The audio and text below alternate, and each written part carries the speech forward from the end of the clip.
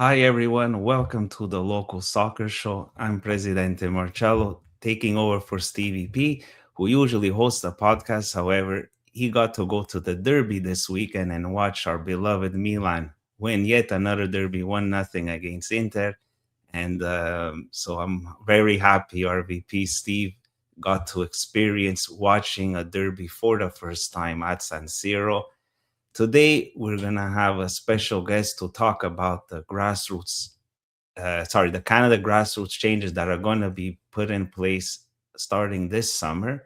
It's Dave Nutt of Soccer Canada, and I'm really happy to have him on because we're going to have a nice discussion to explain the rationale behind the decision to make things more standardized, why certain decisions were made, and we'll have a very respectful debate and discussion on several of those topics to understand the background and the context behind it. Before we bring in our special guest, I'd like to take a moment to thank our sponsor, Evangelista Sports, for their support. Go to evangelistasports.com to get all your soccer gear, whether it's shoes, shorts, tops. The World Cup is coming. We're excited. It's going to be hosted in Canada. We'll talk to that with Dave as well. And Evangelista Sport has every country kit that you support, but obviously by Canada as well. And they also offer a service of providing local soccer clubs with all their gear that they need for the children when they play soccer this summer. So now, without further ado, we'll put a little intro and we'll welcome our special guest.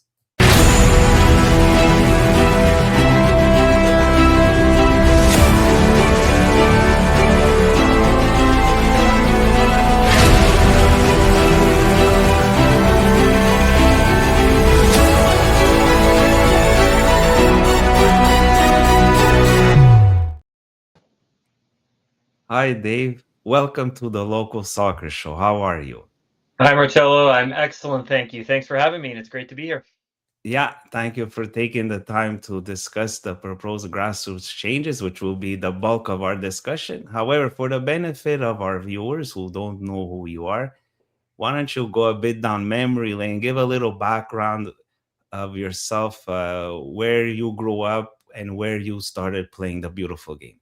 Absolutely, and I'm sure not many of your listeners and viewers know me. I'm not all that popular, so hopefully give a little bit of context of where I come from. So first off, my current role at Canada Soccer, I'm the director of development, so responsible for essentially the technical elements of the game outside of national teams and the professional structure. So coach education, grassroots soccer, our PDP programming, so everything outside of that high performance space. And I've been involved in the game for many years, not nearly as young as I used to be. So I actually grew up. I live in beautiful Saskatoon, Saskatchewan now, as you'll see in the background, Treaty 6 territory and the traditional homeland of the Métis people. But I grew up in southwestern Ontario. So I grew up in Kitchener, about 45 minutes west of Toronto, and started playing there. Local soccer, like most kids at that age, and had a little bit of ability. I wouldn't say I was the best player player even in my own communities, but played on city teams that played kind of around the province growing up. As I got a little bit older, Kitchener wasn't big enough to be able to have their own teams that competed at the higher level leagues, given the proximity to Toronto. So I played on a regional team during my adolescence, and then got to a point where my pathway kind of diverged a little bit, and ended up spending a lot of time playing men's league soccer. I played my first men's league game when I was 14, and by the time I was 17, was playing exclusively men's league soccer. So had maybe a little bit of a different experience from those that have gone through provincial teams or that type of level. And I would say in my background, I was a very average player at that point. I was a late developer. So I think some of the things that resonate to me around some of the rationale for the grassroots standards are connected a little bit to that experience. Not that my experience is why we're making that changes or these changes, but I can definitely empathize with folks that are late developers and aren't recognized early and aren't kind of on that pathway to top levels from young ages, because that was my journey. In my profile at 15 or 16, I don't think anyone would have picked me out of the crowd to say that's a player that will have this type of experience in the game and be doing what I do now. So when I was finished high school, moved into at the time CIAU, CIS, now U Sport. I played for 3 years at the University of Waterloo, and then I played for 2 years while I did a master's degree at Wilfrid Laurier, and had a chance in that environment to play for a team that won a national championship and captain a team that was ranked #1 in the country. And from there, played a little bit of time in the CPSL in southwestern Ontario. That was kind of the semi-professional league there prior to the League One infrastructure coming into place. And for me, I would say I maximized the ability that I had. That was probably the level. I'm sure lots of people that come on the show talk about what could have been had I not gotten injured. Would have gone on and played here and there. I'm not going to profess that I should have been a professional player if there was a professional infrastructure at the time. I think I did quite well for the ability that I had, and from there started transitioning more into the sports admin, sports management, technical spaces after my playing career wrapped up. So that was a perfect segue to my next question. What made you want to go on the technical area and the management role versus coaching a team? Yeah, great question. And I think sports has always been my passion, and soccer in particular was the sport that I picked, but I love all sports. And I know even heading into university, when you sit down with your guidance counselor and talk about, what's your next path, really the only passion that I had was sports. There wasn't anything that kind of got me out of bed and this is what I really want to do with my life. So as all of us do, your first priority is, can I be a player? And when you realize maybe playing isn't the way to go, you start to think about other things. And for me, the management elements of it, the leadership elements of it, were really the things that I was always most passionate about. And I think the reason why I pursued that field, I do a little bit of coaching, but not as much as some peers out there. And I think the reason for that is I like coaching, I don't love coaching. And when you get to be around people that love coaching, you realize the difference. So I enjoy being out on the field. I still coach my kids' teams. It's great when I'm out on the field with young players. It's great working with players. But when you're around people that wake up every morning and can't wait to put their session plan together, can't wait to get out on the field, can't wait to break down how things have gone on the field when they're done, you realize that that's a different level of love for that coaching. And for me, I think it does a disservice to the players if you're going to work at the top level and you're not and you don't love coaching.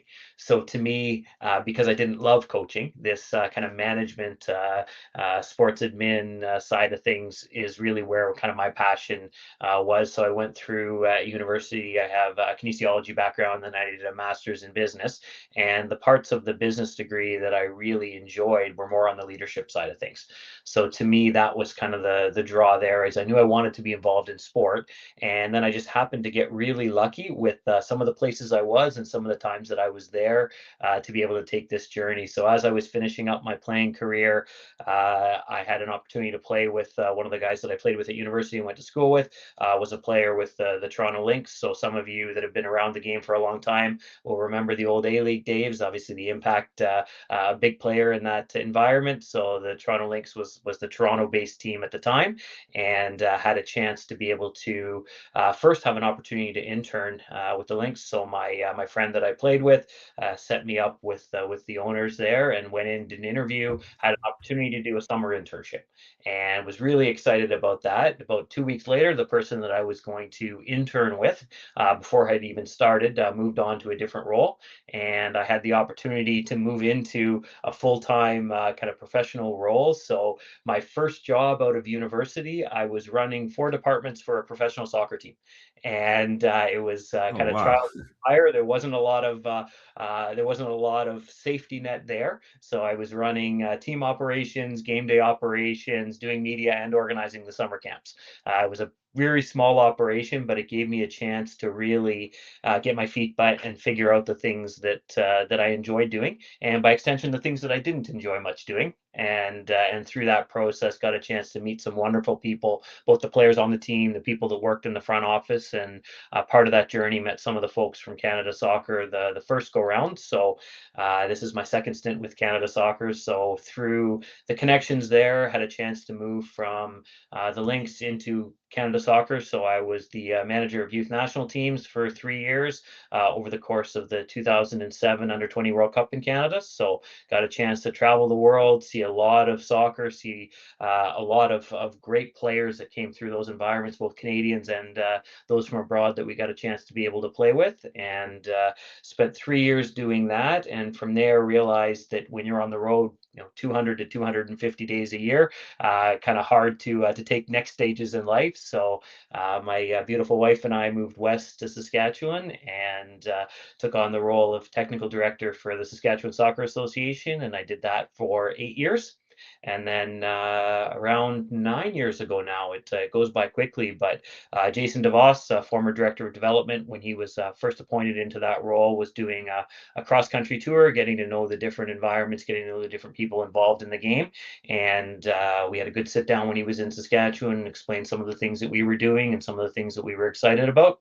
And I'll always remember this. We were driving out to the airport, and he asked me, "Do you want to come and work for me?" And I started laughing. I said, "No, it's too big a job. It's too hard. There's too much that needs to be done in Canadian soccer. I'm happy here. I've got a lot of things that I still want to be able to achieve here." And I remember he called me back probably about 6 weeks later, and said, "I'm serious. I would like you to come and help. You've got some skills that I think would help round out our department and help us do some really exciting things." And the part that really kind of sold it for me was he said to me, "Look, you can do a great job in Saskatchewan and impact the 20,000 players that are there. But what we need to do is change the game across the country and impact everyone." And I'm sure you're the same way. And I heard it in your introduction where you're saying go and buy that Canada kit. When your country comes calling, it's hard to say no. So that kind of led me back into this space about 9 years ago. So I was the manager of development operations, was involved in creating the club licensing program and implementing some of the program-based work that we were doing in this space. And then as Jason moved on and transitioned into other roles within the organization, and then moved on from the organization, I became the, I guess, interim director of development 3 years ago, and have been in the role now full time for about a year and a half. So excited to be back. I am passionate about the grassroots game, and I do love our national teams, and I'll support them all the time. But that space isn't the space that I'm in anymore. And in moving away from that high performance space, I've really realized that my passion is grassroots soccer. So I enjoy the role, I enjoy the opportunity, and one of my favorite parts about it is I enjoy the interactions, getting to speak to folks like yourself, coaches, technical directors, parents, players, about their experience, because I know I had a wonderful experience as a youth player. A lot of the things that I learned on the field really helped to form who I am today. Uh, But I know that's not everyone's experience. There are also people who had negative experiences in sport. And for me, I think every young player, regardless of whether they're on the trajectory to a professional career or national teams, or they just want to play for fun, they deserve a great experience and they deserve the opportunity to feel a sense of belonging, to be safe, to feel included and welcomed, and to participate in developmentally appropriate environments. Wow, that's quite a history you have, and I I'm old. see What it can I like just seeing your smile talking about all your experiences. It shows how passionate you are about what you do. So I find that's a key thing when someone is in a leadership position. You have to be passionate because otherwise it defeats the purpose of doing what you like to do, right? So, yeah, Absolutely. And I think that was one of yeah, my kind of realizations as I was trying to figure out kind of what this space looks like and how to kind of craft out a career in sport is I would much rather do something that I love yeah, than something that I have to do. And absolutely. where you wake up in the morning and think, Yeah. these are some things that are going to be tough. These are some things that I'd rather not do. But most days I get out of bed and I think, there's a lot worse ways to be able to spend a day than talking about soccer and trying to make a Yep. difference for the kids. Absolutely. Yeah.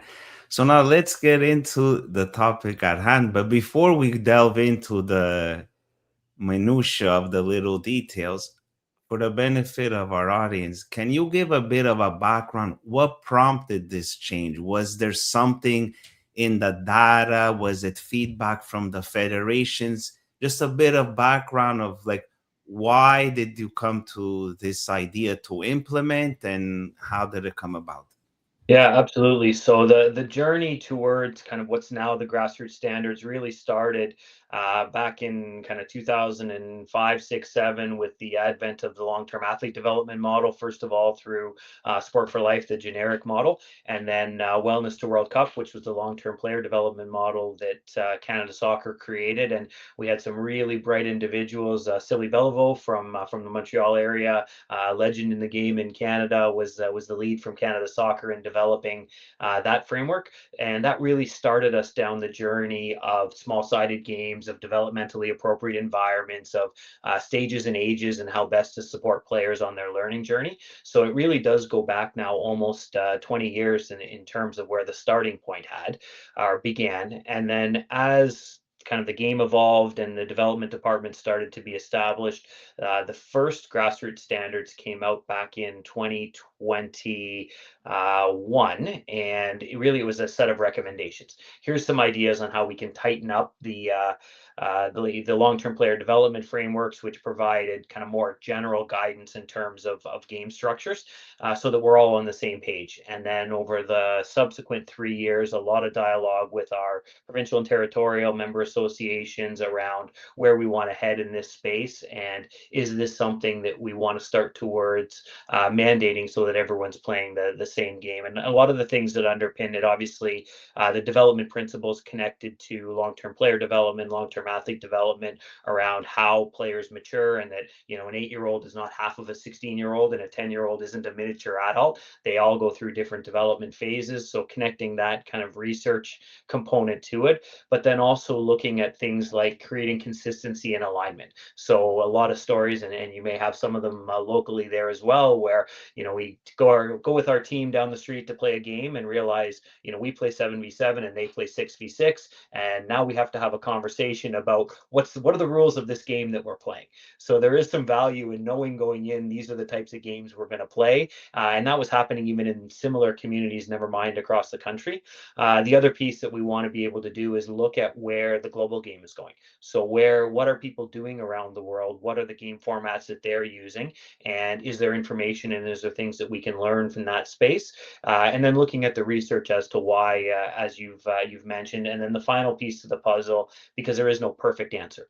You're always going to have some benefits when you select different game formats, and you're going to have some drawbacks. You're going to have to make some sacrifices based on the decisions you make. So when it came to those types of conversations, really talking about the type of player we want to develop in Canada, and can we create game formats that are conducive to developing those types of players. So over the course of that process, we arrived at an updated set of grassroots standards that were announced just little over a year ago for implementation in 2026. And the consultation and the discussion never stops. So continued having some of those discussions along the way, and have released some new information just about 3 weeks ago now, with some updates based on some of the feedback along the way, to make sure that we're ensuring that we're still creating accessible games that people can play, and a lot of that is based on infrastructure. So things like goal sizes, we're listening to municipalities, to clubs saying, we have these goals that we can't afford to replace.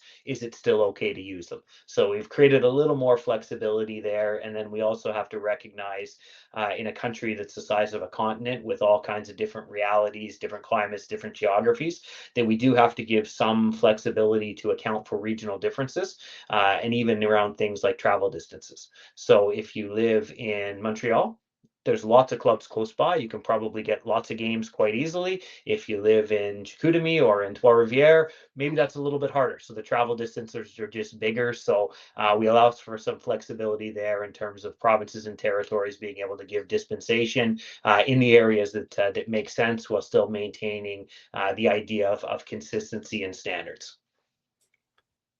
Fantastic.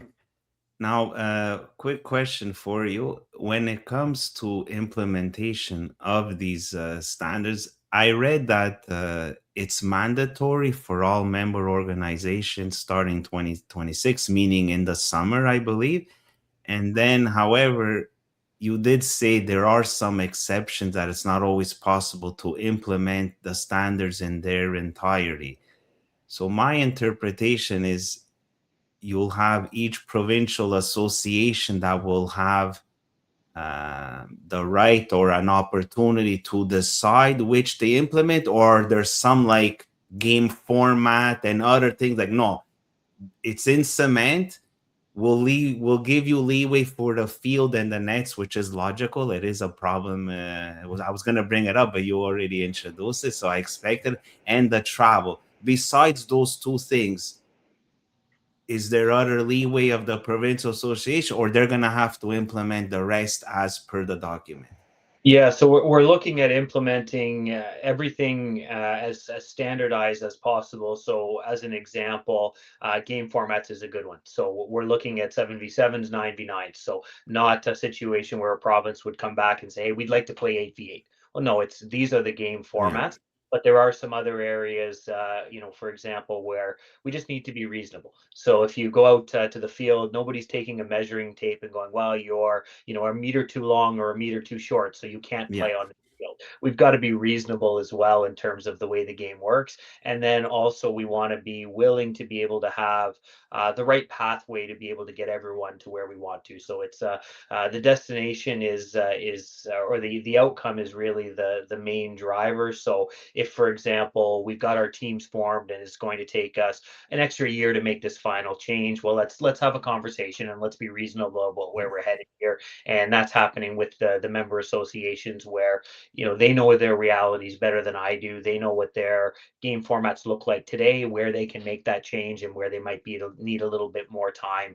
And you're spot on as well in terms of when implementation happens. So the way we look at it, because in the East anyway, we've got kind of indoor, outdoor, summer, winter seasons. BC have a different playing season, so we divide it up a little bit by primary playing season, secondary playing season, and the idea that the primary playing season would be your outdoor season. That's where we want to see the standards implemented. We recognize as you go inside, there's got to be some flexibility there, because the facility infrastructure, it's great, especially in Quebec. You've got some incredible facilities, but is everyone going to be able to play 99 games with the facilities that you have? Probably not. They may need to play some 7v7s. Some people are still in gyms, maybe they're playing futsal. So you've got to be flexible when you go inside. But in terms of the actual implementation, we're really looking at primary playing season, and then do the best that you can in your secondary playing season, recognizing that in Canada with our climate, it's nearly impossible to be able to play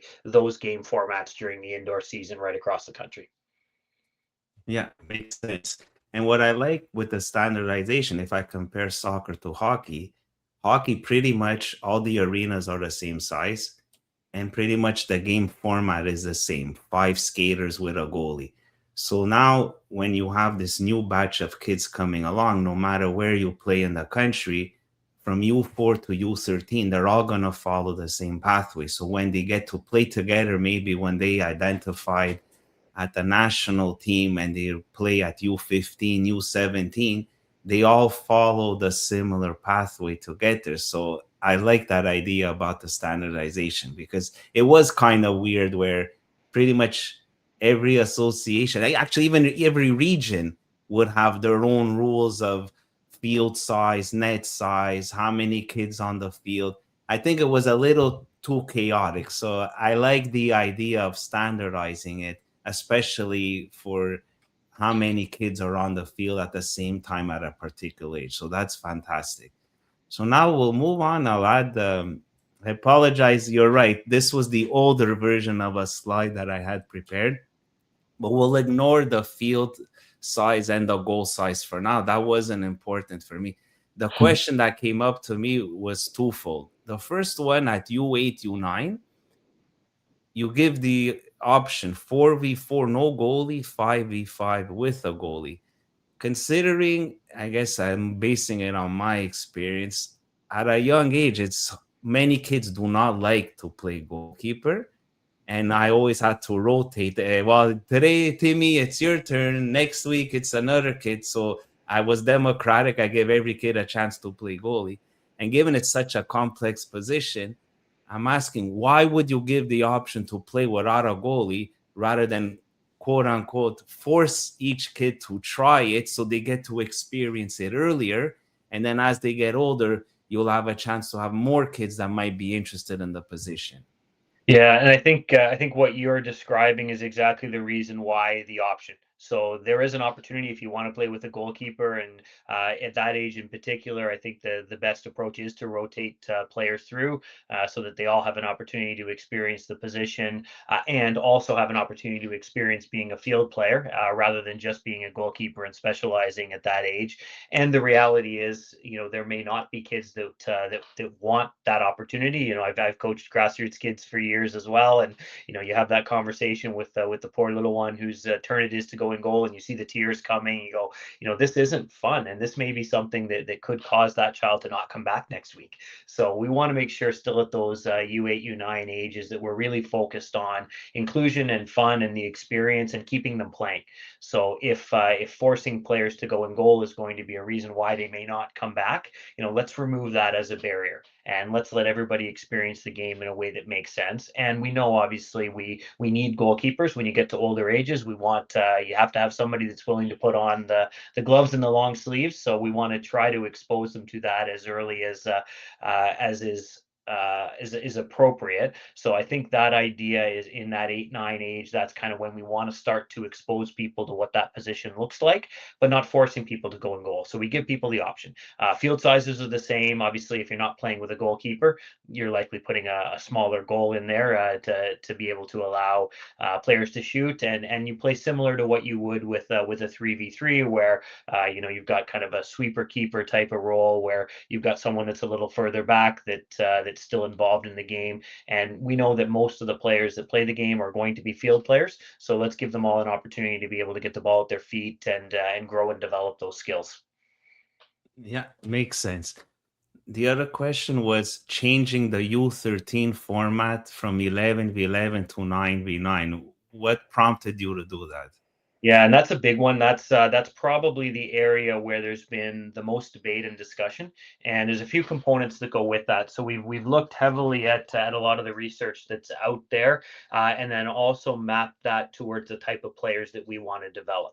So if we think about the type of players we want now in Canada, and I think it's changed. So we want players that are technically and tactically proficient. If you look back historically, and I don't think I'm speaking out of line here, I think most would agree. There's obviously exceptions there are some tremendous technical players that we had in Canada, but generally that's not been our strength. We haven't been the most technical teams. We haven't been really good in tight spaces, and a lot of that is the environments that we're playing in.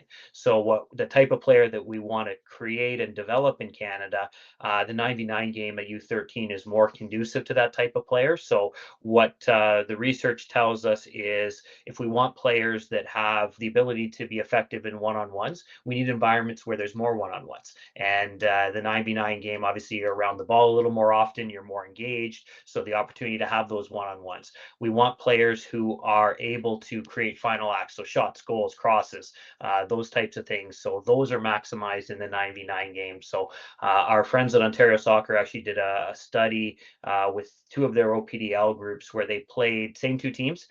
Beginning of the season, they played a 9v9 game. Mid-season, they played an 11v11 game, and they mapped the one-on-one encounters, the forward passes, the number of final acts, and they found that between the 9v9 and 11v11 matches that they watched, they were about the same. The difference was the 9v9 game was half as long. So in a 40-minute game, they got as many one-on-one encounters, final acts, as what they did in an 80-minute 11v11 game.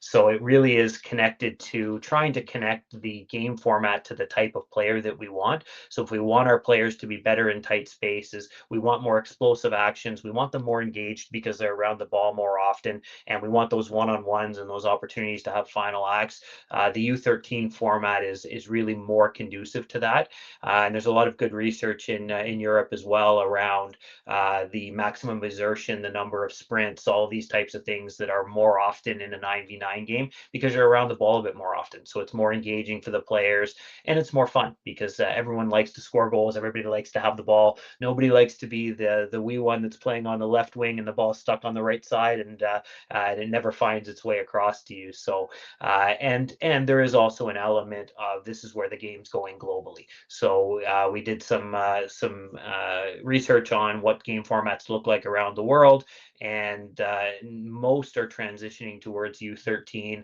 even as long as U14, U15 in some countries around the world. So the trend is moving in that direction for all the same reasons. It allows us to be able to maximize the time around the ball, and ultimately that's in these age groups what's most important. Let's get our players on the ball, around the ball, and having those kind of technical skills to be able to be successful in tight spaces, because that's what the modern game looks like. It's fast, it's physical, it's athletic. There's not a lot of space. You have to play in tight spaces. And then as they mature and as they go through their growth spurt, we've still got time to transition that into the 11-a-side game, where now you're looking more at kind of some of the tactical unit play or team play, obviously being able to cover larger distances and play over bigger distances is a key piece to being successful long term, but there's time for that.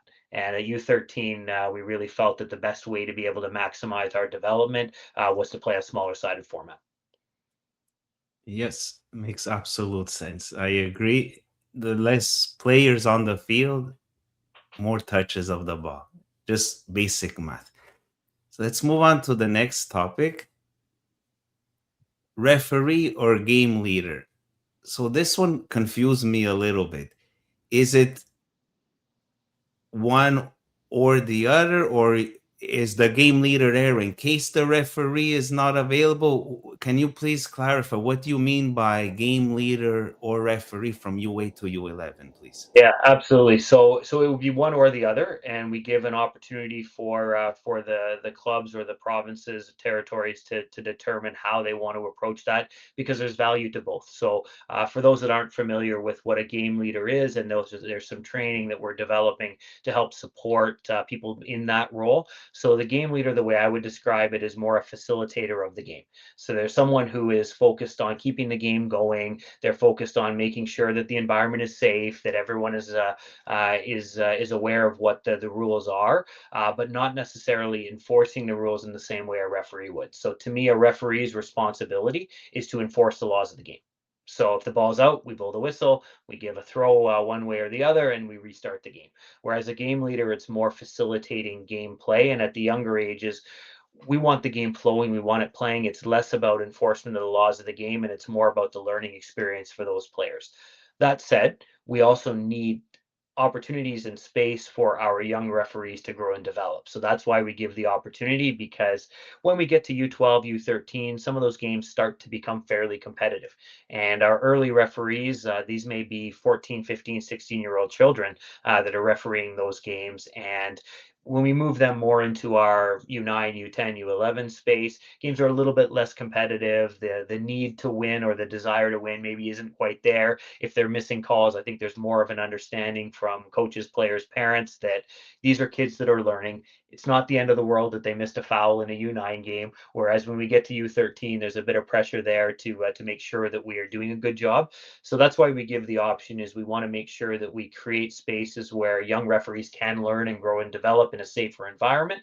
But we also recognize that there's some value there in terms of just having someone to facilitate the game, make sure it flows, make sure everybody's safe, and make sure that the time on task and the time that the ball's in play is as much as possible. As that's another key piece that we're looking at, is how do we keep the game moving? Because we all want to play, we don't want to stand and watch the ball out of play. Yeah, I agree. It makes sense. Now, the next topic is the throw-in. The throw-in is an important part of the game at an older age group. There are some people that say, since it's so vital, why not teach it earlier? Here, they're proposing to teach it later. So Yeah. I don't mind the dribble and passing. I think it's great. I really like the idea. I was initially skeptical when they implemented it here in Quebec, but having coached the kids at that time at U9, U10, I really saw the benefits of doing it. But then when it came to the throw-ins, oh my goodness, the kids, they had such a hard time. Like I coached U11 last summer, and so many times the kids had difficulty with the throw-in. The part of me was saying, man, we should just do a passing even at U11. And then there's the other side of me that's saying, well, no, they gotta learn. So might as well let them learn earlier. So how did you balance the two? And how did you say, no, we're gonna start at U12? Yeah, that's a great lead in, because that's exactly the debate that we were having. So as I mentioned in the intro, there's always some give and take. There's some things you're going to gain, but some things that you're going to give up. So in that conversation, that was one of the areas where there was kind of the most debate and the most consideration, because you are giving up the technical ability to execute throws, and some of the other things that come with that in terms of movement off the ball when it's out of play for a throw, being able to control the ball out of the air, which is a skill that kids need to learn over time. And that was balanced off with the idea that from the research that we looked at out of England, one of the ways that you can most increase the time that the ball is in play is moving from throws to a dribble in or kick in, because and you've coached in that age, so I'm sure you've seen it. The little one picks up the ball. By the time they make a decision on where to throw, they freeze, they throw it, it hits someone in the knee and goes out of bounds again. Now it's another throw.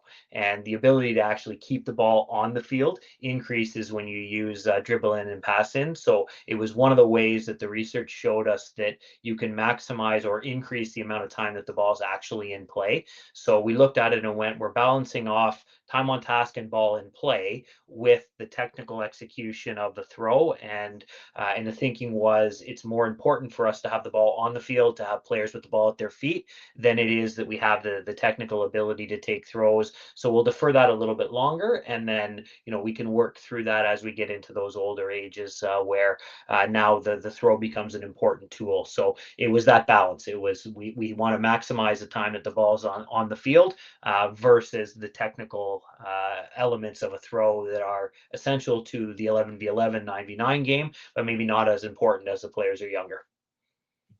Yeah, makes sense. For the offside, I have no problem with it. It makes sense. You can't have offside in 7v7 soccer. So once you start 9v9 at U12, you introduce the offsides, not a problem. Now for the retreat line, that's another discussion where there was a bit of debate. The importance of learning to play from the back and getting more touches versus balancing this out to learning to play under pressure. What was the rationale to say, okay, let's keep the retreat line till the kids are U11? Yeah, and exactly that. So the idea that we want players who are comfortable on the ball and the ability to play out from the back. So especially at those young ages, if we're in a situation where players are pressing high, we have to remember that the penalty areas are a lot smaller in a 5v5 or a 7v7 game than what they are in a 9v9 or 11v11. So if we don't have that retreat line, there's still not a lot of time. So if you're outside the penalty area, benefit now, obviously, you can receive inside, which helps us with our retreat line. But the distance that a player actually has to cover is quite small, and the technical ability of players at that age, they're still learning. So oftentimes what will happen is, because we're not having success playing out from the back, we're under pressure all the time, it's leading to conceding goals, we're going to stop doing it, and we're just going to start punting the ball, or we're going to start kicking the ball long, and we're not going to develop those skills that we need as we age up to be able to play out from the back. So because the penalty areas are quite small, and players are under pressure really quickly in those small sided formats, now we want to make sure that we move them back a little bit, just so you have a little bit more time to get that first touch, to be able to lift your head and look for a pass, all the skills that you're going to need. When we get to U12, U13, now it's a different soccer problem we're trying to solve. So the players are a little bit stronger, so they can play over distance. So if you want to press high without a retreat line, there's the potential that you give up space in between lines or in behind lines. So now it becomes a tactical decision for players. Do we play through, or do we play in front? And do we use, playing short to draw them in so we can play long, or do we use playing long to push them back so we can play short? So there's some tactical nuance to it as well. Whereas at those younger ages, players are also not strong enough to be able to bypass that first line of defense oftentimes. So you end up with a goal kick where you're playing it into a line of players waiting there for it, and it's coming right back out you. So if we can move them back a little bit, it gives us a chance to help the kids have a little bit more success, which A, helps them make sure that as they're older, they have the technical skills to do it, and B, gives them that opportunity where we're not disadvantaging the players who just aren't strong enough to bypass that first line, because we know as players grow and as they age and as they mature, lining up 3 or 4 players across the retreat line or across the top of the penalty area, knowing that we can't bypass them, that's not an effective strategy. So it's a combination of those two things, making sure that we recognize that there's a tactical element to it as players get older, and at the younger ages, give them a chance to be able to have that extra split second where now they can take that first touch and they can actually play out and find some success in doing it. Yeah, very yeah, makes a lot of sense. It's very like kid oriented to give them build a bit of their confidence. So let's move on to the next slide. Grouping of players for match play. So this is another one in the community, is a hot topic of debate. Um, I wanted some clarification to understand what you mean by a regular and ongoing basis, because I'll give you an example. Let's say you're in charge of a club, you're at U12, you have, I'll make it simple math, you have 42 kids that register for soccer. And I don't know how it is in Saskatchewan, but in Quebec, in our region, the Lac St. Louis region, they have a league play in the summer, and they have 3 divisions: division 1, 2, and 3, which is by the caliber of the children. The division 1 would be the strongest kids, then subsequently division 2 and 3 goes by their skill level.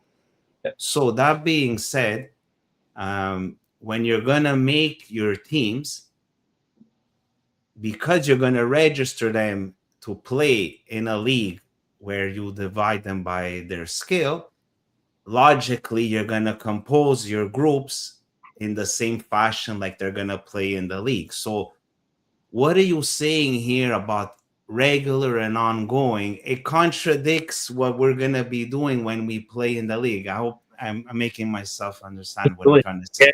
yeah, and Yeah. one small change to this one as well. So the tiering we're saying now, U10 can be the starting point for tiering. So that's when we Yes. start year 1, 2, and 3.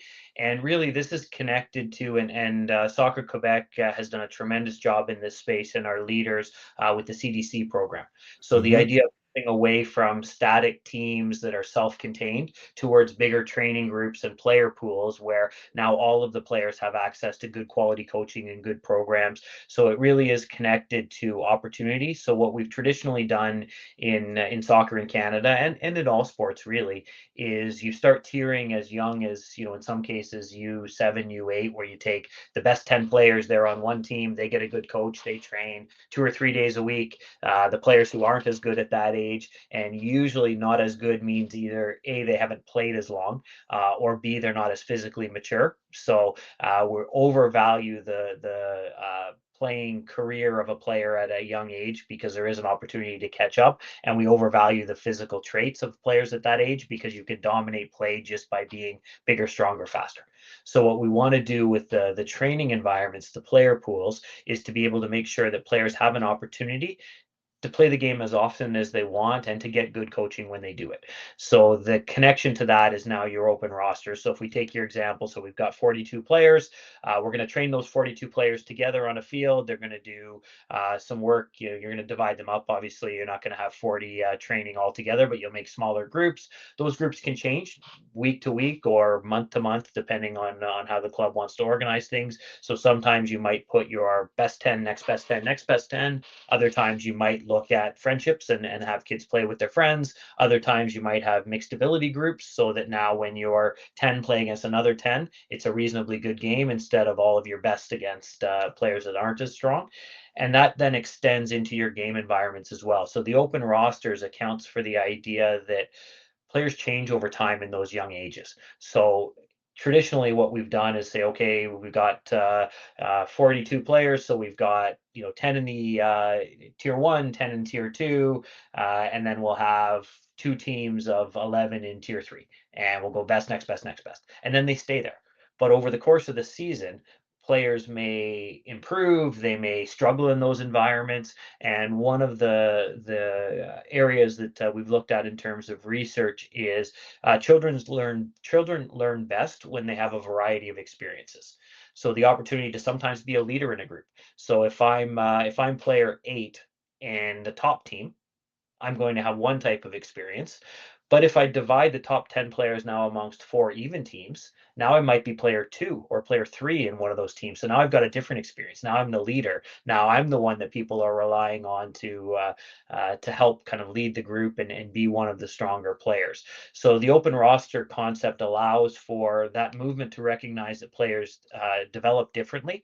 The other thing that it allows us to do is become more architects of meaningful competition versus those that are looking to win as many games as possible, which is the key at the young ages. Because remember, we're not talking about there being promotion, relegation, or scores and standings. So what we want to have is as many meaningful games as we possibly can. And what I mean from that is the games are close. So you've coached youth soccer, as have I. You've probably coached in some games where you've won by 10 goals. You've probably coached in some games where you've lost by 10 goals. I know I have. Those aren't good learning environments either way. So the team that wins by 10 goals, after you get over the fun of scoring, it kind of gets boring and you're not challenged and you're not learning. So that challenged zone of where we're right in that middle, where we're not getting bored because it's too easy and we're not getting frustrated because it's too hard. So it's not a great learning environment for teams to win by 10 or lose by 10. So open rosters allows us to look at the opponent and make sure that we have the appropriate team for them. So I'm sure it's the same in Lac Saint Louis. You'll have some big clubs that maybe have 40 players, 50 players, 100 players, and have some really top quality teams. They may have some clubs that only have 20 players, and their top team is not going to be able to compete with a big club's top team.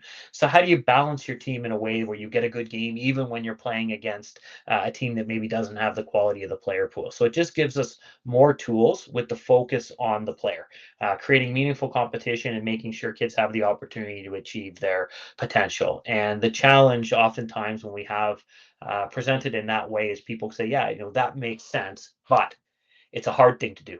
It's difficult to execute because I need to know, we play on Tuesday night at this park. If we're playing on Thursday night, that's difficult for parents. So it kind of aligns a little bit with the idea of kind of a festival type format where, and the way I would define a festival is you've got multiple games happening at the same time in the same field. So it may be a number of clubs coming together, it may be two clubs that are playing against each other, but that way I still know as a parent, we're playing on Tuesday at 6 o'clock.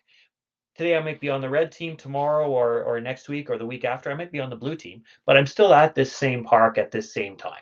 So it gives me an opportunity to be able to use more tools to support the players, which ultimately is what we're trying to do in the grassroots game, to make sure that they're developing, to make sure that they're enjoying themselves, and ultimately that they're becoming 11-a-side players, because we do lose a lot of players during that journey from kind of first initiation into the 11-a-side game.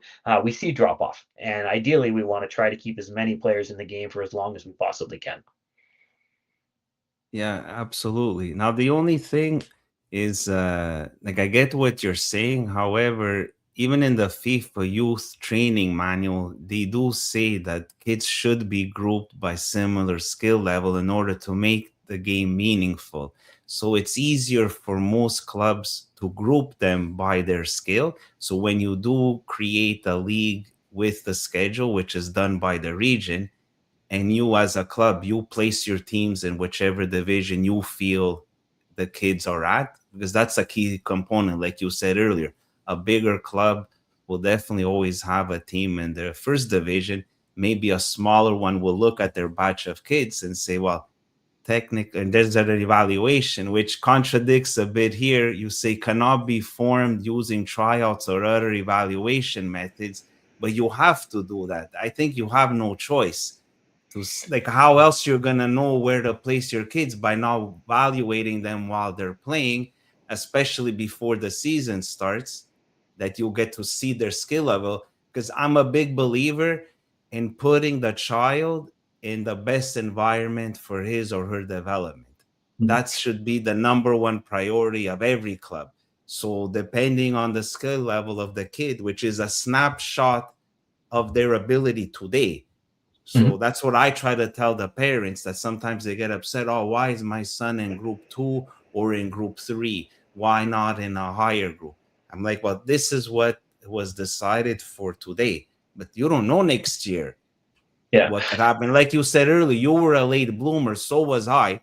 I really developed my skills when I started playing for my high school team. Before that, I really, I played, I loved the game. I started playing when I was 6 years old. But it's really when I started high school and playing with different kids from different parts of Montreal. And then I had a real passion for the game, and I started getting better and better, but at a later age. So that's what I try to use myself as an example, talking to the parents. I go, it's just a snapshot for this year. But next year, you never know. You could get a bit more technical ability, a bit faster, a bit stronger. Yeah. So yeah, Absolutely. anyway, it's just when I read that, I get this impression. I'm like, there's no way clubs will not do tryouts Mhm. and they will have to do evaluations. However, it should be that you do not deny a kid to play. Yeah. The Well, kid and has to have an opportunity to play. It might not be in the competitive side, but the club should also offer recreational soccer. Maybe competitive is not for everybody. 3 practices a week plus a game a week. There might be some kids that just want to play for fun.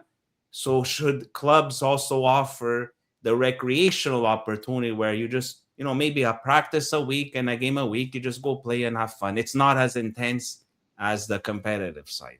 Yeah, absolutely. So lots to unpack there. So as a starting point, the transition that goes with the grassroots standards, with the CDC grassroots program type environment, is really designed in that way, where it gives players the opportunity to be able to register for the program based on their interest. So you could have players that only want to play once a week, and that's great. We want a home for them. and not necessarily based on ability, because you could have, for example, multi-sport athletes that maybe are very good players on the field, but don't have the ability to commit to 3 days of training because they also play hockey or they play volleyball, or they have other commitments at those young ages. So the opportunity for those players still to be able to play games at the right level, but not maybe train 3 days a week, and vice versa. You may have kids that love the game but aren't particularly good players at that time. But if you're training them 2 or 3 days a week because that's what they're looking for from the experience, they'll get better. And that may be the player, like you and I, that ends up by the time they're 15, the one that's the best player in the group because they have a desire to train and get better. And what we've traditionally done is said, no, sorry, you're not very good, so you don't get to train and get better. You go play the rec side, and now we limit that opportunity. So I think that the idea of matching the desire to participate in training environments with what the players are looking for is a key one. And then on the tiering side, so and this is one of the other changes with the update. So that's now up to U10. So U10, below U10, kids are still sampling, they're still experiencing things, they want to play with their friends. When we get to U10, now we can start to say, okay, let's group some players kind of like, with the idea that we can still have open rosters so we can move them as needed if players are struggling or they grow over the course of a season. And I think the tryout or similar evaluations method, it's just the idea that the way tryouts are conducted are actually not conducive to what we're trying to achieve as we place our players. And I think you'll experience this, or you'll appreciate this from your experience as a coach. I know I do. So when you coach a group of players over the course of a season, you get to know those players really well. You can tell, who are the ones that fit, who are the leaders, who are the ones that struggle. You don't need to then 2 weeks later bring those same players back together and have a tryout to decide who the better players are. So I think that's what we're trying to say is you can evaluate your players on an ongoing basis through the program. And then if you have new players that sign up that you don't know, now you can bring them in. You can have them participate in training sessions alongside the other players and see where they fit. What we need to get away from is you're coming in on Saturday for an hour, and we're going to be there with our clipboards, and we're going to decide who's good and who's not. Because we already know these players, because we've been working with them. In some cases, when we get to U10, U11, where we're now starting to do tiering, some of these players have been in our club for 5 years. We've got a good sense of where they fit, and we can tier them in that way without having to put the pressure on. And I live this firsthand. My kids are a little older than the grassroots ages, but not much. Where we bring everybody together for the big tryout for the regional team, and the players are shaking. They're scared. It's stressful. And there was one little girl that I saw after, well, maybe not little, 13, 14 at the time, that I saw after. Clearly someone as a coach in that age group, the best player in the age group. And it wasn't particularly close. And I saw her afterwards, and she had tears and she was shaking, and she went to her dad's. I don't think I played very well today, and I don't think I'm going to make the team. And that experience and those types of experience resonate with me, because you go, this is the best player. She's clearly on the team. It actually doesn't matter how she performed today, but then it becomes counterintuitive to the actual evaluation process yourself, right? There's no way the coach there is not selecting that player because she's very good. But if she doesn't show on the day, she has a rough go, she's not feeling well, the stress gets to her. Well, now you have to say to the parents, look, I know she didn't do very well there, but she's clearly a good player, so she should come into this environment, or he should come into this environment. Or the player that as a coach, you've coached them for 4 months or a year already.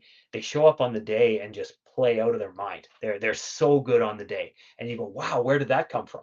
And now they're on the top team, but in your team, they were maybe player 5 or 6. They're not as good as some of the other ones. So the what we're actually evaluating, the tryout itself, is not actually an effective way to be able to assess the talent of the players, because you don't look at things like social connection, which you learn as you coach them over a course of the year. Do they fit in with the group? Do they play multiple positions? Do they have high learning potential? All of these things that actually matter from a player development perspective that you can't see in those 1 or 2 1-hour sessions where you place them. And you also box yourself in as a club, because you're now obligated to take the players that show up and do well instead of the ones that maybe fit into that program. So there's just more effective means, and the way we've described it just like you said, is so when you look at the tryout, it's like looking at one scene from a whole movie. You can't tell whether it's a good movie or not from one still shot or from one scene. You might get a sense. It might be a really good scene, might be a really bad scene. That doesn't tell you what the whole movie is going to look like. And ideally, the more often we can see players in comfortable environments where they can express themselves, the better understanding we're going to have of who they are as players and human beings, and the better we're able to place them into the right environments. So, talent assessment and talent identification is really hard. It's not an easy thing to do. And the more information that we can use to be able to inform those decisions, and the longer we can wait to make those decisions, the better, because we're going to make mistakes. And that's true of every level in the game. I know you're a big Milan supporter. When you look at some of the players that they've brought in, mid-20s on transfer agreements with all of the resources and all of the data that goes into that, they still get it wrong sometimes. Sometimes that player doesn't perform. And sometimes there's other players that come into the environment that you're kind of dismissive of, and they do really well. So if at that level they struggle still with talent ID and talent development, imagine how hard it is when we're talking about a 10-year-old that still has to go through puberty and have a growth spurt, and we don't actually know what they're going to look like as a player down the road. So you're spot on. It's a snapshot of where they are today, and we're going to do our best to have good environments for everybody so that we don't limit opportunity and potential based on current ability. And we want to remove those pressures of the tryout so that we can put players into the right spot based on knowing them over a course of a longer period of time. So I don't know if that makes sense or No, explains it what does. The only tryout. thing I would like to add to that, I get it more what you're saying for a younger age group, because when kids start transitioning to U8, U9, and they start playing in this competitive environment, you might not know them well enough. And to just base alone on one game, one tryout, you're 100% correct. I remember talking with my club about it. I said we should have two or three of these quote unquote evaluations of seeing the kids how they perform against each other, because a decision has to be made by the clubs at a certain point. They have to advise the region how many teams, where are you placing them. So we have to see how the kids perform. So I agree, you should not base it on one try, because like you said, a kid could have a bad day and doesn't mean he's a bad player, or a kid could be like exceptional that one game. You're like, oh my god, what did this kid do today, what did he have for breakfast? And but if we know the kids when they're older, like my son's team is going to play U12, I've coached them these past few years, we know where what level they're at, and we've seen them play last year all winter as well. You got to see them and not just judge it on one tryout. So that I agree 100%. But you still got to evaluate. That's the thing with the tiering. I was saying it makes everybody's life easier when you try to group the teams in the league with the same type of skill level. So Yeah, now, absolutely. yeah. So we'll move on. I don't want to take up too much of time. We're already an hour in. This is another one that, if I had to say, I was the most passionate about. I'm like, what are you guys doing? Is the tournaments Hmm. and not having elimination games in a tournament. So what's the point of a tournament if you don't have any elimination games? Because the way I see it, kids who play to win, irregardless of league or tournament. I mean, I remember growing up, I used to play ball hockey in the schoolyard. No parents, no referee, no league stands, nothing. Just a bunch of kids. We bring our hockey stick, we bring our orange ball, and we're playing. It was very competitive. Mhm. Yeah, It's and I inherent in a kid. You play to win. Why you're gonna play the sport if you do not want to play to win? So for me as a coach to tell my parents, yeah, let's go in this tournament, but there's no elimination games. There's no pressure. Like I believe pressure in playing must-win games is part of the development of the player.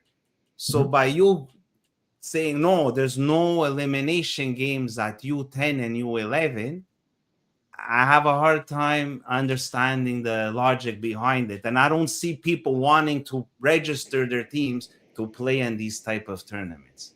Yeah, and it's a good conversation to have, and I think there are some places in Canada that have not had elimination games and tournaments uh, for several years now, and they're not seeing a decline in the registrations. People still want to participate, and they want to participate because it gives you a chance to play against different teams. It gives you a chance to have this kind of meaningful experience that's different from the league. And I think back, and I'm sure you were the same, some of the most fun moments of my youth playing career was going to, wherever it was, London or Windsor or Toronto, and staying in a hotel with the rest of my teammates and playing in the water slide and messing around in the hotel hallways and having all of that fun. I actually don't remember whether we won the tournament or not, whether we got into the elimination games, but I do remember what hotel we stayed in, and I remember, whatever friend was doing whatever kind of goofy things within the hotel room. So there's still good value in what those meaningful events mean, even in the absence of you having a trophy that you take home in the end. And I think what you described with your experience playing ball hockey in the courtyard is exactly right of human nature. Kids are competitive, and I think that's the reason why we actually don't need scores and standings to drive competition, because people are naturally competitive. That's the beauty of sport. Winning matters, and we are all going to go out and try to win. Maybe not all. Most of us will go out and try to win those games, regardless of whether we're tracking scores and standings. The challenge that we've seen, and it's in sport in general, not just in soccer, but as soon as we have those trophies and we have those league championships at young ages, all of a sudden we start to see the adult behaviors change. So the kids are going to compete regardless. But now all of a sudden we're seeing situations where we go to the tournament and some players don't get to play, or don't get to play very much, because these games matter now. So we need just our best players on the field, or we only need the big, strong, fast kids to get opportunity because they're the ones that are going to help us win games in the short term. Or we're going to overemphasize playing long and direct because all the things we talked about with the retreat line. So now we have to score goals. So the easiest way to score goals in youth soccer and not concede them is to kick it long and spend a lot of time in their end. So those aren't behaviors that are conducive to actually developing players and giving them the skills they need over time. And then you also have some of the challenges around parent behaviors. So now we start to see when there's a trophy on the line, yelling and screaming. Because remember, these are still 15, 16-year-old referees that are refereeing those games as well, yelling and screaming at referees, coaches yelling and screaming at referees and each other. So the parent behaviors or the grown-up behaviors are really the things that we're trying to mitigate by taking some of those pressures off of these elimination games. It's not the kids themselves wanting to compete, because they'll do that naturally. They'll go out and try to win. So I think there's still lots of value, and we haven't seen a reduction in tournament play in other jurisdictions that have been already implementing this, because of those other reasons why you go to tournaments. It's a great social opportunity. It's a great chance to be able to give new experience, see some different teams maybe that you don't play in your league, spend some time together as a group, do some of the social bonding things that are great, and get those games where you're still competitive, but we take some of the pressure off of those wins and losses, so that we don't see those negative behaviors that have come with it across the board. And the no scores and no standings thing isn't new. That's something that's been a part of the long-term player development model since the mid 2000s when it first came out. The tournaments is the area where now we've said, okay, well, if we're not doing it in the league, why all of a sudden in these one-off events are we creating these environments where there's heavy pressure and the wins and losses matter a lot more? And then when you get to U12, U13, the idea of preferred but not, or permitted but not preferred, is we still see value in the development opportunities that come with that opportunity. But now the players are a little bit older; they're a little bit better able to kind of grasp the meaning of those games, and we start to need to build a little bit of that desire to go and win games and manage games in that way. But still, you have some of those adult behaviors at 12 and 13. You said you were coaching kids about that age. Sometimes it still gets out of hand, and this isn't the professional game. This isn't a promotion relegation battle or a derby in Milan. These are still kids playing, and we need to keep that in mind, that it's still about development, it's about fun, it's about the experience, because we want them to be under 14 players. And if we chase them away as under 13s, then we don't have an opportunity to develop them as 14 or 15-year-olds. No, I see what you're saying. However, I respectfully disagree on one aspect. It seems this policy has nothing to do with the kids. It's about the coach who wants to win.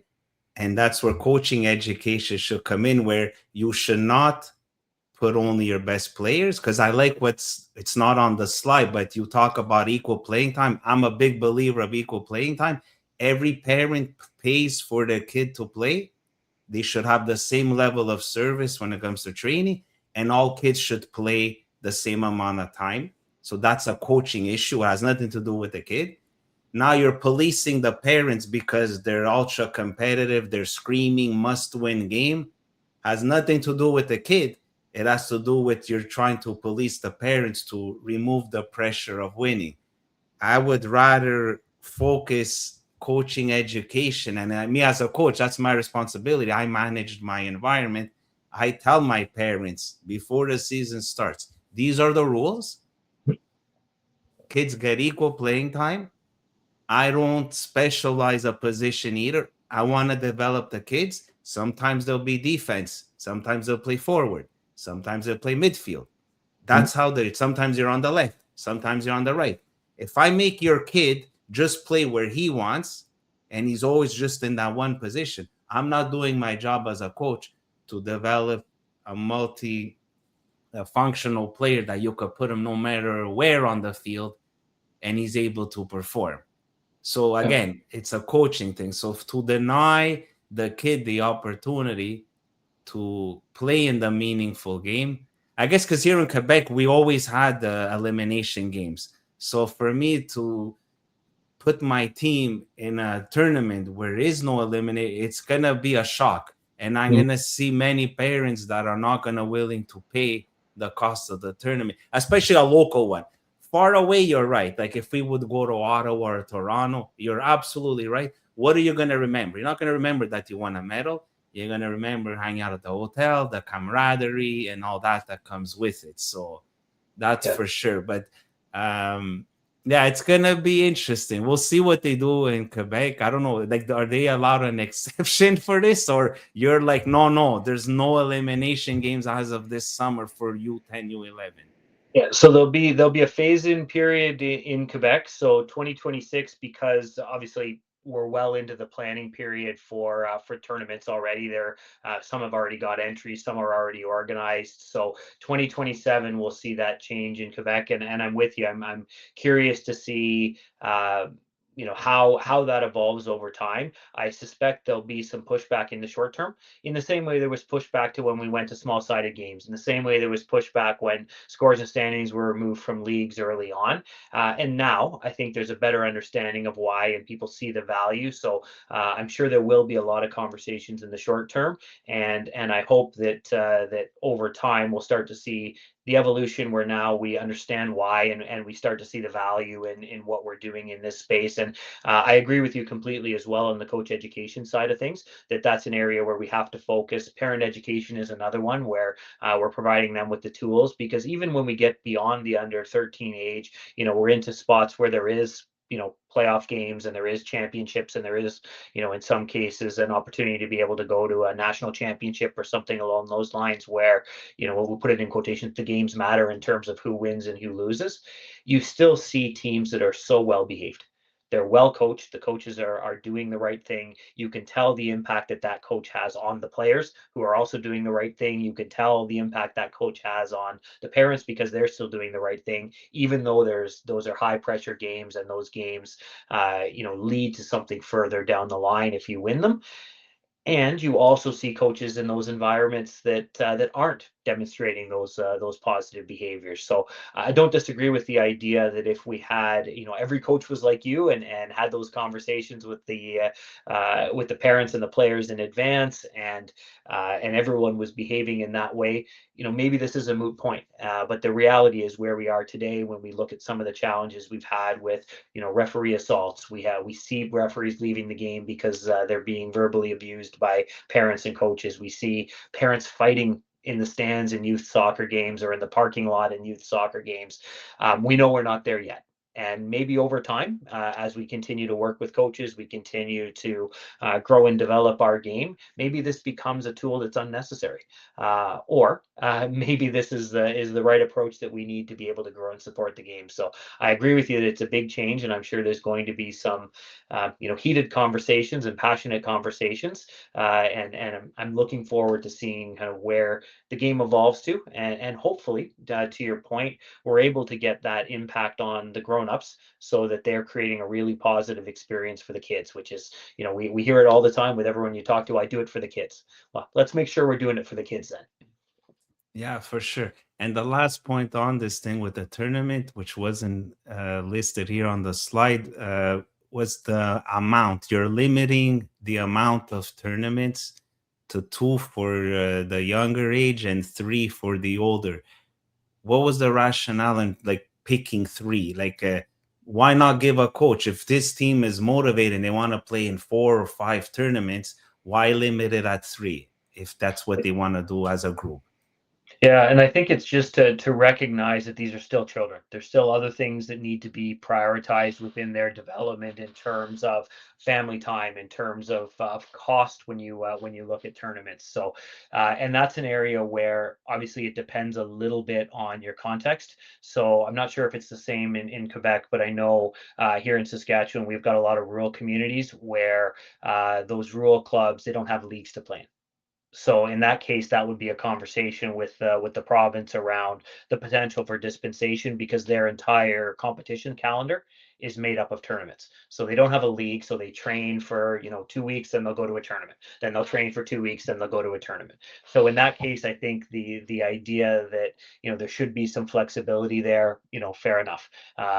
The idea that we need to every weekend be in a tournament, especially when we have challenges around accessibility, costs are going up, and those are key drivers to costs that are a part of that. We just want to make sure we're limiting the need to be able to seek out external competition when you already have your league structures, as well as recognizing that these are meaningful events for players and giving them the opportunity to build those social connections. And like you mentioned, and I said earlier, some of my best memories was going to tournaments with my friends when I was young, and enjoying that experience. So I think we want to try to find balance. We want to find a balance between making sure that we keep the game accessible and we allow kids and families the opportunity at these young ages to be able to play multiple sports and do multiple things and still enjoy family time, and with that idea of creating those meaningful events. So that's an area though that is context dependent, because there are some communities in the country that don't have leagues to play in. So for them, tournaments become the only tool to be able to get competition. Right. Now I understand your concern with accessibility, but like what I do with my team, I tell the parents, these are the tournaments available. Look at your vacation schedule. Which ones would you be interested in playing? These are the costs. I don't force them to join a tournament. If I get the majority of the parents in my group willing to pay, then we have the option to participate in a tournament. But I just find arbitrarily saying, well, it should be three.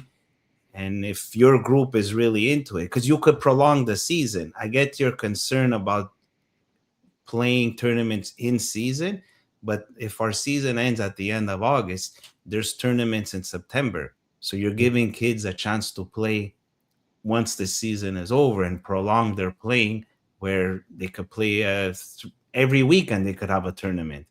If they want to do that, I don't know why they would be limited. And you say, no, you're not allowed. It has to be three, which is one concern. The other one I have is tournaments are a good way for clubs to raise money. You talk about accessibility. Part of the way clubs make it affordable is to host tournaments, and the revenue they generate covers some of the costs.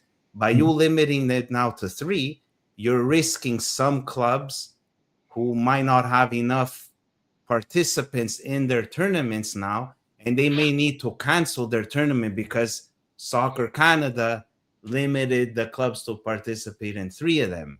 So there's that financial aspect as well. I don't know if it was thought out how it could impact the club revenue wise. Yeah, and we've had a lot of conversations with Soccer Quebec. That's one of the areas that they've expressed some concern about the tournaments, whether it's the scores and standings component or whether it's the number is the revenue generation component to it. And we've got some data from other jurisdictions that have been doing this now for a few years, and they haven't seen declines in the number of groups that participate. They still have the same number of tournaments or festivals or memorable events.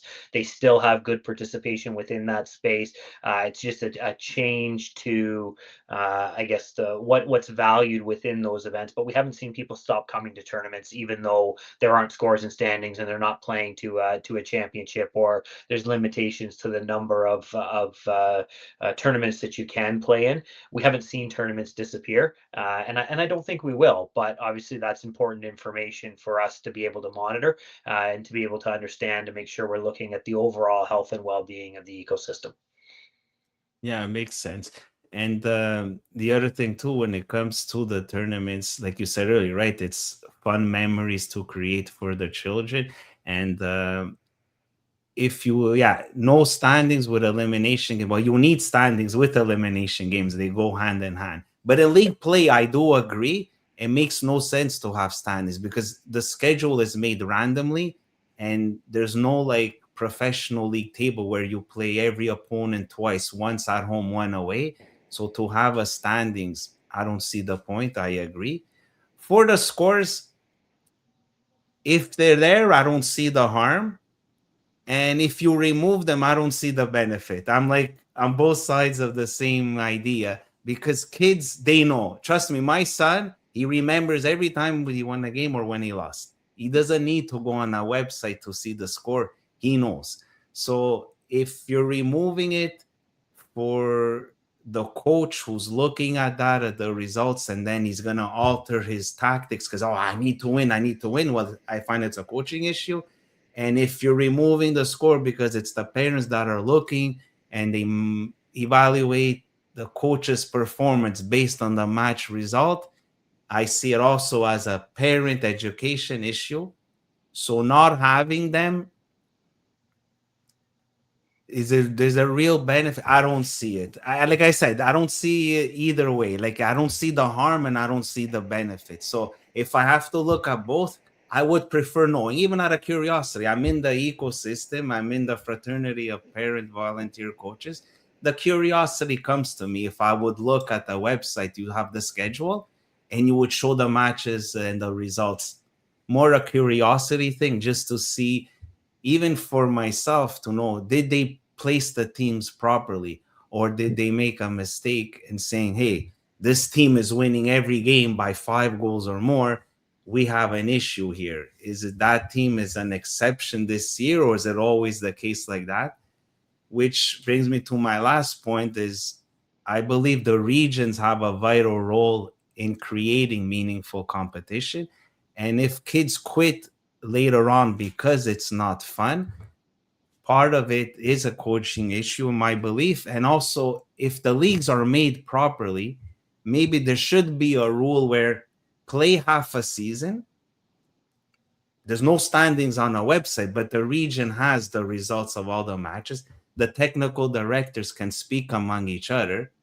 And if I see my team was put in Division 1 and I lost every game by 4 goals or more, why are you going to make me play the whole season? It's miserable for the children.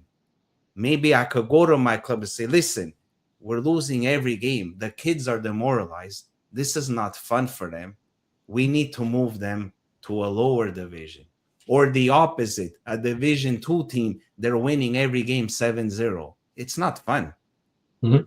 So now, like, they're too strong in their division. They should be able to have a challenge and play in a higher division. I Yeah, know I it's a lot of work. There's an issue with field availability and all that, but that's an opportunity for each region to make the competition meaningful, to not make the poor kids suffer or not have a challenge for a whole season. Because in Lac St. Louis, we usually have a 12-game season. Mhm. So I think they could play 6 and then readjust. Because, yeah, like you said it earlier, it's hard to predict. I yeah, think I have a good team. I'm putting my team in Division 1. I don't know the other teams, how good they are. I have an idea. Maybe you could have a preseason, which is another topic for another day. I think it's a fantastic idea to have a preseason to help the coaches see where they're at. But Yeah. if you just throw them in a league play, you don't know. Yeah, I agree Yeah, with you. I think that's yeah, obviously we're looking at the practical or the operational execution of it that would be potentially challenging from a regional perspective to readjust league and reschedule. But I think if you look at it through the eyes of the players about what's important, the opportunity to be able to look at that, I think makes sense. And I would. It's probably not universal, but I'd suggest that most people involved in coaching, they're not intentionally putting their teams in the wrong division. You're not putting your team in a lower division so you can beat up on everyone and win every game by 10 goals generally, nor are you putting your team in a division that's too strong to lose by 10 goals. Usually when it happens, you've just made a mistake. And the way our system is set up now, you might realize after 2 games you've made a mistake, and now I got to play out the season, and I know it's going to be tough, and I know these kids aren't going to have fun. And now you start to, see coaches like yourself who obviously have got great knowledge of the game. You're going to use little tricks to try to get those small wins. So yeah, the last time we played this team, they beat us by 10. Let's try to keep it to 6. Or, last time we played this team, we won by 10. So now we can only score with our left foot. Those types of little tricks that you do to manage games. But ideally, you don't have to do that because you're able to be in the right division. And I think I agree with you in terms of what you're saying on the score side. It's really the scores connected to the standings and the tracking and publishing of them, because as soon as you put the scores out there, people are going to use that to create standings. So it's the standings really that's the thing that's key, because you're right. I mean, there even in high scoring games in soccer, we're not talking about basketball. Nobody's losing count. We know what the score is of the game when it's done. What we don't want is that score to be part of something bigger. And it's the same thing you talked about on the playground. So when kids are playing on the playground at recess, they know the score of that game at recess. They know who won and who lost. But that doesn't mean over the course of the whole school year, this team is going to be the champion of recess soccer. No, the next recess starts, we start again. It's 0-0, and yeah, we'll keep track of who wins that one, but it's not playing into something bigger. So I think that's the key piece there, is the tracking. And I know there's some curiosity in terms of how has this team been doing, but as soon as you're looking at that, now that becomes something that people start to build standings out of, which is the part where now that's tied to something bigger. Or this is a really big game because we're tied in the standings, and even though there's no championship, we want to win this one because that makes us the best team. So I think there's some ways that you can manage that competitive balancing, if you want to call it that, where we're making sure that we're in the right division. And I think that there needs to be some consideration, at least, and I know it's a hard thing to do practically, but some consideration at least about, if we're doing this for the kids, how do we put them in the right environment where they're enjoying the game? It's the proper challenge. It's not too hard. It's not too easy, because that's how we do grow and develop. That's the best way for us to develop, is to play good games week after week, not games where we're too strong or games that we're too weak. yeah, absolutely. That's the ideal. It'll make the experience for everyone, the coaches, the parents, and the kids, more pleasant, because no one likes a blowout. No, Like, no, it's no good either. for no. It's not good for the winning team, and it's not good for the losing team. No, absolutely. Yeah. So, two quick questions before we let you go. Do you have a favorite club team that you follow? Oh, I'm a Liverpool fan. You're a So, Liverpool. Oh, okay. so we had a great year last year. This year, I'll call it up and down. Well, considering how much money they spent, it shocked me how poorly they performed. But I'm glad it happened, because it was a lesson for my kids, because they like playing FC 26, on the PS5, and they're all into movement of players and all that. I said, individuals are one thing, a team is another. You could spend all that money, it doesn't guarantee success, because you have to build a team. So you never know. Team chemistry could have been an issue, right? They're Yeah, great players that they bought, but it doesn't mean that they're going to win necessarily, right? So, yeah, absolutely. yeah. And the last thing, what are your expectations for Team Canada in the World Cup this summer? And what does it mean to you that we're hosting it? Oh, I mean, it's incredible. Obviously, as a lifelong player and fan of our national teams and previously involved, if you asked me 10 years ago, whether there would be a World Cup game in Canada, a men's World Cup game. Obviously, we've hosted youth and women's games in the past. I wouldn't have believed you. I didn't think it was possible. I don't think that we as a nation truly understand the scope of what's coming. It's going to be massive, massive. It's going to stimulate more people wanting to get involved in different ways, more kids wanting to play, sponsorship, marketing, those types of things, opportunity to be able to build more facilities, which we desperately need, engagement with government and being able to have some of these conversations. So it's going to be a huge event across so many areas. So we're already seeing the engagement translate into interest and uptake in that area. Now we need to make sure that we translate the success into legacy. So do we have more people playing and are we creating great experiences so that they stay? It's not just a blip and we're on to the next thing. This is a sustainable legacy of growth and development. And then in terms of the team, oh my goodness, I think we're going to do well. I think we've got a group of players that are very good. I think the things that they're good at resonate at the top level. I think the athleticism of the team, the aggression, we're world class in some of those areas. And a World Cup is difficult. Every team that's there is going to be quality, but I think we'll do well. I think I would be surprised if we didn't win our first World Cup game ever. And I don't want to speak for Jesse and the team or put any undue pressure on them, but I think they would be disappointed if we didn't get out of the group. And then once you get out of the group and you're into knockout phase football, like anything can happen. So I know the goal would be to win the group so we stay in Canada as long as we possibly can. And with a home crowd behind us, it's going to be huge. I'll ask you this one, given your background. So assuming things go well in March with Italy and Italy's that home opponent for Canada, Italy, and in Toronto, who are you cheering for? Oh man, you're putting me on the spot. I will cheer for Italy, and I'll tell you why. I grew up loving the game because of Italy winning the World Cup in 1982. I followed that team ever since, and I've been a big Azzurri fan my whole life. And Canada, unfortunately, since 1986, was never in the World Cup. So we didn't really have an attachment to the team. The current version, they are strong. So it's gonna be tough. I don't think Italy's gonna make it. By the way, I'm very No? worried. No, I think we could beat Northern Ireland, but I'm worried who we face next: Bosnia or Wales away, a one-game elimination. I'm a bit worried. So part of me is like, maybe I don't have to see that scenario. Canada and Italy play each other, but I'm not gonna go crazy celebrating. Probably I'll have a little soft spot, a little more for Italy than for Canada, versus if Italy would beat any other team. But this, I've been following them for over 40 years, so it's hard. There's a lot of my friends that are in a similar situation. Our heritage is Italian. I was born here, but have Italian origins.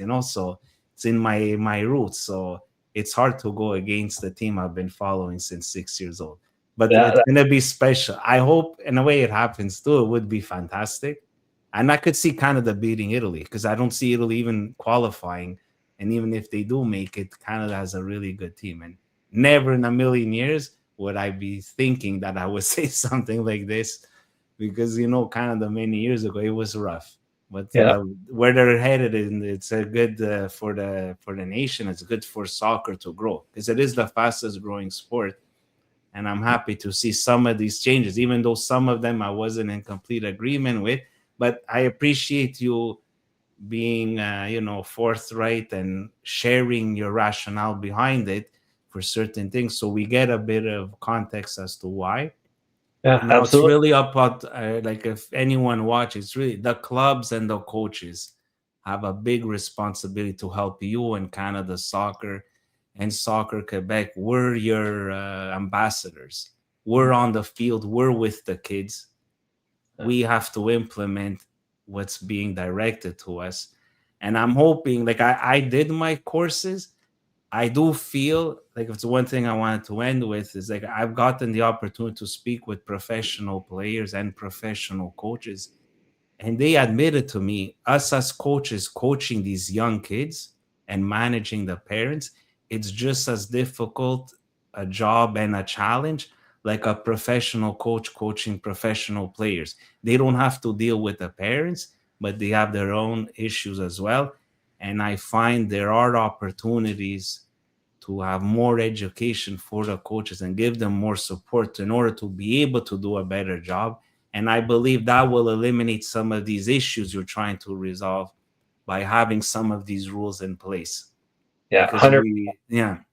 100%, and that's something that Mm. we're working on with our coach education team as well. Is a refresh of our grassroots coach education program, so that we provide more tools, more practical, session plans and activity designs, more information for coaches to be able to do a better job. Because you're right, it's not easy, and I appreciate all the time that you put in as a volunteer coach, and all the volunteer coaches across the country, because it's not easy, but it's incredibly rewarding to see the opportunities that you're facilitating for young players, to see the smiles on their faces when they pull off a trick in a game that they've been working on in training, or the things you've been working on with them in training come off in a game, and now they're realizing that there's learning here. So it's not an easy job, that's for sure, but it's incredibly rewarding, and we're striving to provide as much as we possibly can to support those coaches, because that's the lifeblood of our game. If we don't have great quality coaching, we're always going to struggle to develop players and to create those really positive environments. So appreciate you, and appreciate the time that you put in as a volunteer coach, and appreciate everyone across the country that gives their time to our game.